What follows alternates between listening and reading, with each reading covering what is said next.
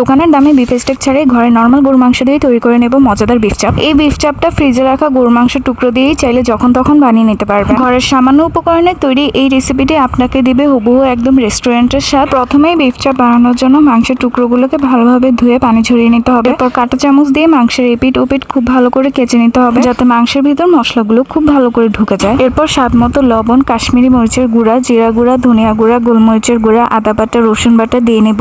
আপনারা চাইলে এখানে লাল মরিচের গুঁড়াও দিয়ে নিতে পারেন। আমরা এখানে কাশ্মীরি মরিচের গুঁড়াটা দিয়েছি কালার ভালো আসার জন্য। সাথে আরো দিয়ে নিয়েছি টক দই। টক দই মাংসটাকে নরম করতে খুব সাহায্য করে, পাশাপাশি মাংসের ভিতর মশলাগুলোও ভালোভাবে মিশে যেতে সাহায্য করে। এবার মাংসগুলোকে খুব ভালোভাবে মশলার সাথে মেখে নেব, যাতে প্রতিটি টুকরোর গায়ে মশলাগুলো খুব সুন্দরভাবে লেগে যায়। যেহেতু আগে থেকেই মাংসগুলোকে কাঁটা চামচ দিয়ে খুব ভালো করে কেচে নিয়েছি, সেজন্য মশলাগুলো মাংসের ভিতর খুব ভালোভাবে সহজেই ঢুকে যায়। মশলাটা মাখানো শেষ। এবার মাংসটাকে অন্তত 3 থেকে 4 ঘন্টার জন্য নর্মাল ফ্রিজে ঢাকনা দিয়ে ঢেকে রেখে দেব। হাতে সময় বেশি থাকলে চাইলে মাংসটাকে সারা রাত ধরে ম্যারিনেট করে রাখতে পারেন। মশলার ফ্লেভার মাংসের ভিতর প্রপারলি ভাবে ঢুকে যায় বেশিক্ষণ সময় ধরে ম্যারিনেট করে রাখার ফলে। বিফ চাপের সাথে খাওয়ার জন্য ঝটপট করে তৈরি করে নেব নরম তুলতুলে আলু পরোটা। মাংসটা ম্যারিনেট হতে যতটুকু সময় লাগবে ওই সময়টাতে আমরা আলু পরোটার মেইন ডোটা বানিয়ে নেব।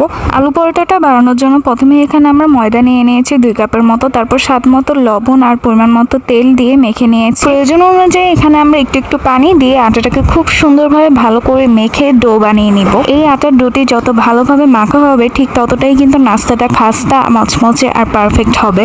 ডোটিকে এখন কিছুক্ষণ সময় ধরে ঢাকনা দিয়ে রেস্টে রেখে দিতে হবে। আমরা এটাকে 15 থেকে 20 মিনিটের মতো রেস্টে রেখে দেব।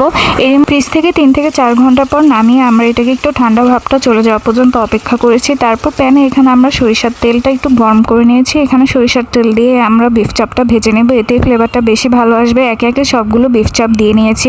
বিফ চাপটা ভাজা হতে হতে এখানে আমরা আলু পরোটার পরবর্তী ধাপ করে নেব। আলু পরোটার জন্য আলুটাকে এখানে আমরা আগে থেকেই সিদ্ধ করে নিয়েছি, তারপর ভর্তা করে নিয়েছি। তারপর এখানে আমরা শুকনো মরিচের গুঁড়া, পরিমাণ মতো লবণ আর ধনিয়া পাতা দিয়ে আলুটাকে মেখে নিয়েছি। তারপর এভাবে বল বল করে রেখে দিয়েছি। রুটিটাকে সুন্দর করে গোল গোল করে বেলে নেওয়ার পর রুটির মাঝখানে আলুর বলটা দিয়ে নিয়েছি। তারপর এভাবে মুড়িয়ে নর্মালি আমরা রুটির মতো করে সুন্দর করে বেলে নিয়েছি।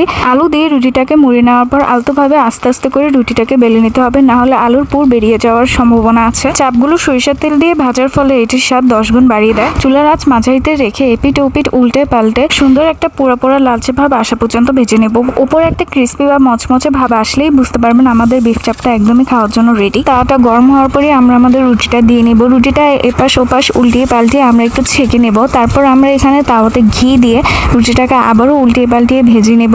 ঠিক কমনভাবেই ভেজে নেব, সকালে যেভাবে আমরা পরোটা ভেজে নিই। আলু পরোটাটাকে হোটেলের মতো করে এভাবে হাতের সাহায্যে একটু করে ভেঙে নেব, যাতে পরোটার লেয়ারগুলো খুব ভালোভাবে আলাদা হয়ে যায়। অল্প সময় ঘরোয়া উপকরণে বিফ চাপ আর আলু পরোটাটা এখন যে কেউই আমার রেসিপি দেখে বানিয়ে নিতে পারবেন। এমন সহজ আর দুর্দান্ত রেসিপিগুলো পেতে আমার পেজটি ফলো দিয়ে রাখবেন। সবাই সুস্থ থাকবেন, ভালো থাকবেন। আল্লাহ হাফিজ। আসসালামু আলাইকুম।